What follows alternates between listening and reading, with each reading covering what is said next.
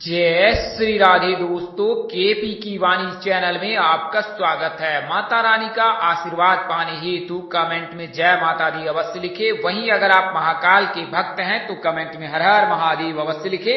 यकीन जानिए माता रानी संग महादेव की कृपा आप पर और आपके पूरे परिवार पर अवश्य बरसेंगी और आप सब परिवार स्वस्थ एवं सुखी रहेंगे। साथ ही आपकी सभी मनोकामनाएं यथाशीघ्र अवश्य ही पूर्ण हो जाएंगी। दोस्तों, आज के वीडियो में मैं आपको उन 6 राशियों के बारे में बताने जा रहा हूं जिनकी सगाई के योग जो है ग्रह राशि परिवर्तन के आधार पर हो रही है। ग्रह राशि परिवर्तन हर माह होता है। सभी ग्रहों का जो राशि परिवर्तन है, अगर बात करें गुरु की, राहु, केतु और शनि की, तो इसके अलावा सभी ग्रह जो है एक महीने में जो है अपनी राशि अवश्य ही बदल लेते हैं। तो ग्रह राशि का परिवर्तन नवंबर महीने में कई राशि के जातकों के लिए बेहद ही शुभ परिणाम ला रहा है। कई जातकों को कैरियर कारोबार में फायदा मिलेगा, तो वहीं कई ऐसे जातक हैं जिनके विवाह के भी योग बनेंगे, कई ऐसे जातक हैं जिनके सगाई के योग बनेंगे। तो यह जानकारी आपको विस्तार पूर्वक इस वीडियो में दी जाएगी उन 6 राशियों के बारे में कि उनके लिए कौन से दिशा से विवाह प्रस्ताव आ सकता है, कौन से दिशा में जाना चाहिए, जिससे कि विवाह प्रस्ताव लेकर अगर जाते हैं तो रिश्ते तय होने की संभावना बढ़ जाती है, कितनी दूरी पर हो सकती है, किस नाम से हो सकती है। इसके अलावा कौन सा रंग शुभ है, अंक कौन सा शुभ है, कौन सी तारीख को अगर जाए नवंबर महीने में तो जो है उसमें सफलता मिलने की संभावना अधिक है। तो यह सभी जानकारी आपको इसमें दी जाएगी। उससे पहले मैं आपको केपी की वाणी की सेवाओं के बारे में बताता हूं। तो जैसा कि आपको पता है कि कल देव उठान एकादशी है और कल से विवाह मुहूर्त का शंखनाद हो जाएगा। कल तुलसी विवाह कार्यक्रम भी संपन्न किए जाएंगे। चतुर्मास यानी कि 4 महीने तक क्षीर सागर में निद्रा अवस्था में रहने के पश्चात भगवान श्री हरि विष्णु जी कल जागृत अवस्था में आएंगे और इसके पश्चात में जो है ब्रह्मांड में शुभ कार्य का शुभारंभ हो जाएगा। यानी कि आप कल से कोई भी शुभ कार्य कर सकते हैं। हालांकि विवाह में अभी विलंब है क्योंकि अभी शुक्र तारा अस्त है और नवंबर 20 तक जो है शुक्र तारा अस्त रहने वाला है। इसके चलते 20 तारीख तक तो कोई भी शुभ कार्य नहीं किए जा सकते, खासकर विवाह को लेकर, शादी को लेकर। लेकिन सगाई के कार्यक्रम संपन्न किए जा सकते हैं और इससे तय किए जा सकते हैं। तो इसके अलावा भी कई जो स्थानीय रीति रिवाज होते हैं उसका भी पालन किया जा सकता है क्योंकि शुभ कार्य का आगाज हो जाएगा कल से। लेकिन जो तिथि है विवाह मुहूर्त का वो 21 नवंबर से प्रारंभ हो रहा है दृक पंचांग के अनुसार से, वहीं मिथिला पंचांग के अनुसार से 19 नवंबर से बन रहा है। तो यह सभी जानकारी आपको इस वीडियो में मिल जाएगी। आइए उससे पहले मैं आपको केपी की वाणी की सेवाओं के बारे में बता देता हूं। तो जैसा कि आप सब जानते हैं कि आपने कई वीडियोस में देखा होगा, केपी वाणी एक ट्रांसपेरेंट, पारदर्शी ढंग से जो है कार्य कर रहा है और इसमें आपके सलाह और परामर्श का मुझे बेसब्री से इंतजार रहता है। अगर इस अनुसार से जानकारी देने में कोई गलती या त्रुटि रह जाती है तो कृपया मुझे क्षमा कर दीजिएगा। मेरी कोशिश आपको सत्य और सही जानकारी देने की रहती है और यह जानकारी आपको ग्रह राशि परिवर्तन के आधार पर दी जाती है। इसमें किसी प्रकार का कोई छल प्रपंच नहीं जोड़ा जाता है और यह पूर्ण रूपेण सत्य जानकारी दी जाती है। तो अगर आपकी शादी में अड़चने आ रही है, आपके पुत्र अथवा पुत्री के विवाह में देर हो रही है, ऐसा क्यों हो रहा है? अगर पुत्र की आयु या पुत्री की आयु 25 वर्ष से अधिक है, यानी 28 वर्ष, 30 वर्ष या उससे अधिक हो चुकी है, इसके बावजूद भी रिश्ते नहीं बन पा रहे, रिश्ते तय नहीं हो पा रहे, तो इसके क्या कारण हो सकते हैं? आपने कई ज्योतिष से सलाह ली होगी, तो इसके कई कारण हो सकते हैं। ज्योतिष शास्त्र में हाथ देखकर, कुंडली देखकर, दिन देखकर, जन्मदिन के अनुसार से, फेस रीडिंग के जरिए, इसके अलावा जो है वो तंत्र विद्या के माध्यम से भी जानकारी दी जाती है।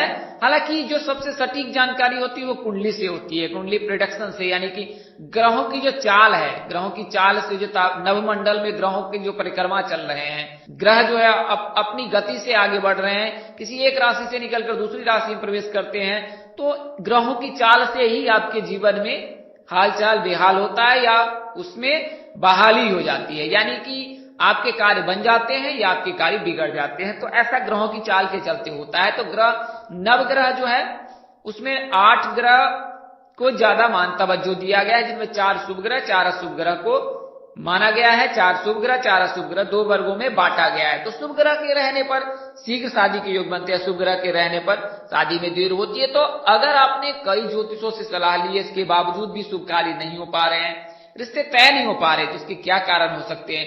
वास्तु कारण भी हो सकता है। इसके अलावा कुंडली में अगर किसी प्रकार का कोई दोष है तो भी उसमें विलंब हो सकता है। शुक्र का मजबूत रहना, गुरु का मजबूत रहना अनिवार्य है, और कुंडली में किसी प्रकार का कोई दोष न लगे इसका भी ख्याल आप अवश्य रखें। तो आप अपने नजदीक के किसी प्रकार पंडित ज्योतिष से भी संपर्क कर सकते हैं इसके लिए, लेकिन आपने कई बार कई ज्योतिषों से सलाह ली, इसके बावजूद भी आपको फायदा नहीं हो रहा है, तो एक बार आप केपी की वाणी को अवश्य सेवा का मौका दे।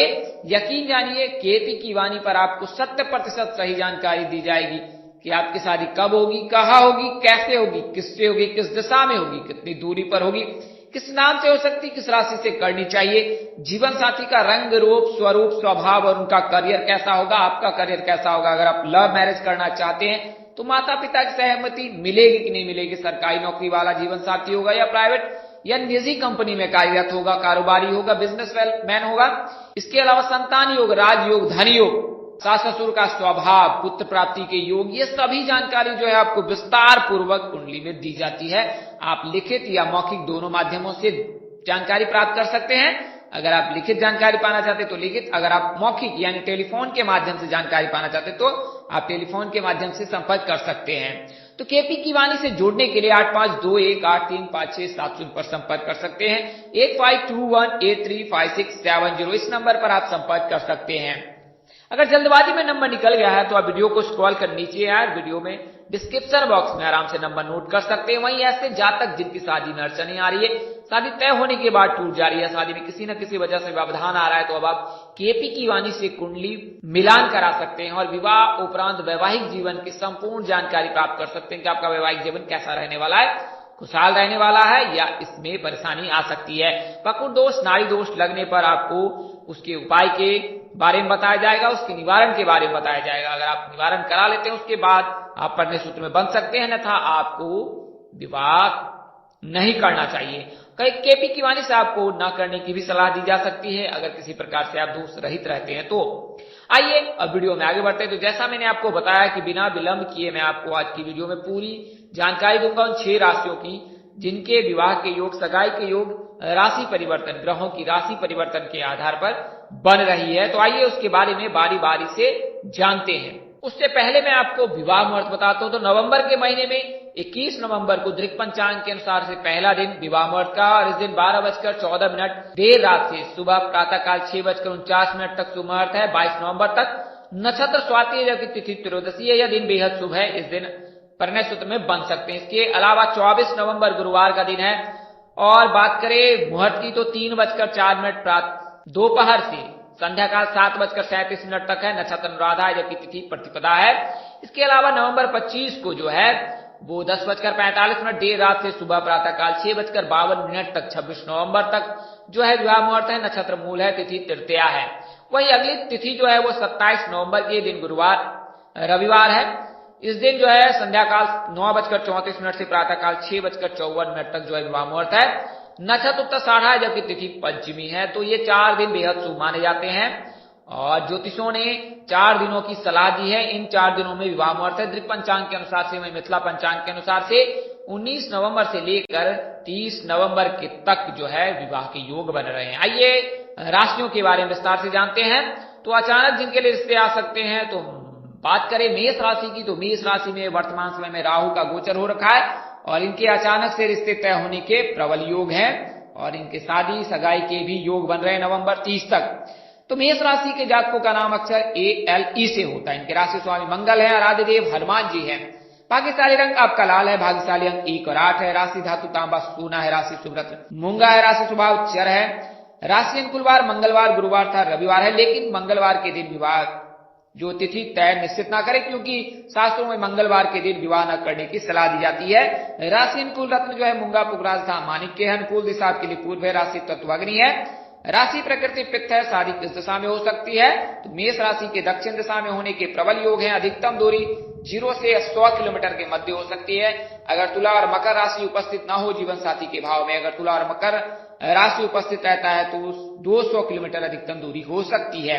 किस नाम से विवाह प्रस्ताव आ सकता है, तो PRMKATV इन नामों से आ सकता है और इनमें से किसी एक जातक के साथ आप पढ़ने सूत्र में बन सकते हैं। किससे विवाह करना सही रहेगा, तो मीन और धनु राशि के जातकों के साथ पढ़ने सूत्र में बनना आपके लिए श्रेष्ठकर होगा। अगली जो राशि है वो वृषभ राशि है। तो वृषभ राशि में जो है पुनः मंगल का गोचर होगा 13 नवंबर को, और जब मंगल का वृषभ राशि में गोचर होगा तो वृषभ राशि के जातकों के लिए लव मैरिज के भी प्रबल योग बनाएगा। और आसान शब्दों में कहे तो वृषभ राशि के जातकों के नवंबर महीने में लव मैरिज के प्रबल योग हैं। अगर आप PGSTH नाम में से किसी एक जातक के साथ प्रेम प्रसंग में हैं तो आपके लव मैरिज की संभावना 100% है। जन्म राशि जो है इनका वृषभ होता है, नाम अक्षर ब व उ से होता है। इनके राशि स्वामी शुक्र है, आराध्य देवी माँ दुर्गा है, भाग्यशाली रंग सफेद है, भाग्यशाली अंक 2 और 7 है। राशि धातु लोहा शीशा है, राशि शुभ रत्न हीरा है, राशि स्वभाव स्थिर है, राशि अनुकूलवार शुक्रवार बुधवार तथा शनिवार है, राशि अनुकूल रत्न हीरा पन्ना तथा नीलम है, अनुकूल दिशा के लिए दक्षिण एवं पश्चिम है, राशि तत्व पृथ्वी है, राशि प्रकृति वायु है। किस दिशा में होगी तो दक्षिण पश्चिम दिशा में होने के प्रबल योग हैं। कितनी दूरी पर होगी तो 80 किलोमीटर हो सकती है, जैसा कि मैंने आपको उपरोक्त बातें ऊपर भी बताई है।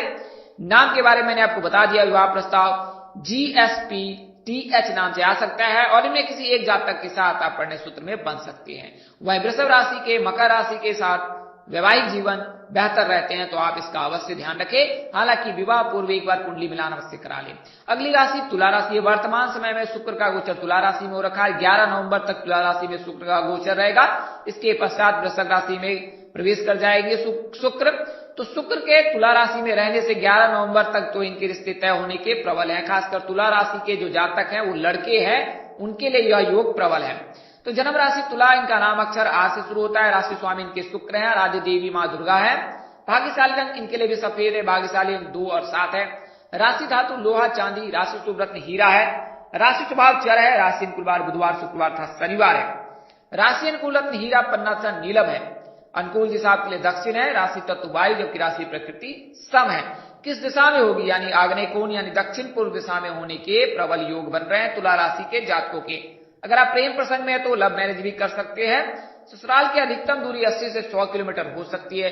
विवाह प्रस्ताव की बात करें तो SGM सी राशि कुंभ राशि के जातकों के साथ आपके परिणय सूत्र बंधने के प्रबल योग बन रहे हैं। अगली राशि जो है वो मकर राशि है। तो शनि का जो है मार्गी होना मकर राशि के जातकों के लिए शुभ फल देने वाला है। तो मकर राशि के जातकों के जो है 7.5 भी अंतिम चरण में है और 2025-29 मार्च को इन्हें 7.5 से मुक्ति मिल जाएगी। इससे पूर्व जो है धनु राशि के जातकों को 17 जनवरी 2023 को 7.5 से मुक्ति मिल जाएगी।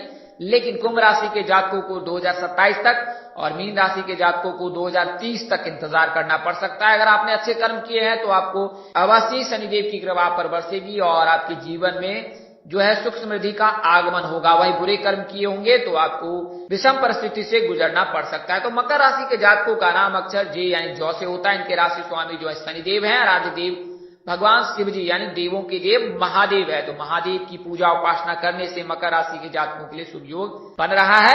अचानक आपके लिए रिश्ते आ सकते हैं, अचानक से ही सब कुछ तय हो सकता है। उसे आसान शब्दों में कहे चटमंगी पट ब्याह जैसी स्थिति आपके लिए बन रही है और यह नवंबर का महीना बेहद शुभ है। हालांकि एक बार आप अपनी कुंडली अवश्य दिखा ले। अगर आप मकर राशि के जातक हैं तो उससे यह ज्ञात कर ले कि कुंडली में किसी प्रकार का कोई दोष नहीं है। अगर दोष है तो उसका निवारण करा ले, उसके पश्चात आपके लिए शुभ योग अवश्य बनेगा।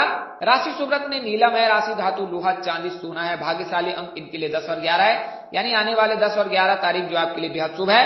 भाग्यशाली रंग इनके लिए आसमानी है, अनुकूल दिशा आपके लिए पश्चिम है यानी पश्चिम दिशा में विवाह प्रस्ताव लेकर जाते हैं तो ये रिश्ते तय होने के प्रबल योग है। या राशि तत्व जो है अग्नि है, राशि प्रकृति वायु है। दिशा की बात मैंने कर दी है, पश्चिम दिशा में अधिकतम दूरी ससुराल की 90 किलोमीटर हो सकती है। अगर कुंडली के जीवन साथी के भाव में सही राशि उपस्थित हो तो। बात करें नाम की तो APRBSD नाम से विवाह प्रस्ताव आ सकता है और इनमें से किसी एक जातक के साथ आप परिणय सूत्र में बंध सकते हैं। बात करें जे नाम की तो अगली जो राशि है वो मीन राशि है। मीन राशि के जातकों के जो राशि स्वामी है वो गुरु है, राशि स्वामी गुरु हैं और आद्य देव श्री विष्णु नारायण जी हैं यानी कि विष्णु भगवान जी हैं। भाग्यशाली रंग इनके लिए 9 और 12 है, भाग्यशाली रंग इनका पीला है, राशि धातु कांस्य, राशि सुब्रत पुखराज है, राशि स्वभाव द्विस्वभाव है, राशि अनुकूलवार गुरुवार सोमवार था मंगलवार है, राशि अनुकूल रत्न पुखराज मोती था मुंगा है, अनुकूल दिशा के लिए उत्तर है।